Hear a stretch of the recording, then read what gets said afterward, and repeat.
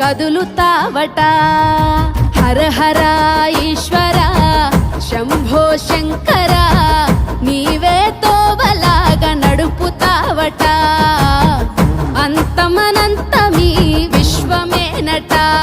ఓహో నీలకంఠ శ్మశానాల వెంట ప్రశాంతంగా వీరంగమాడుతావంట.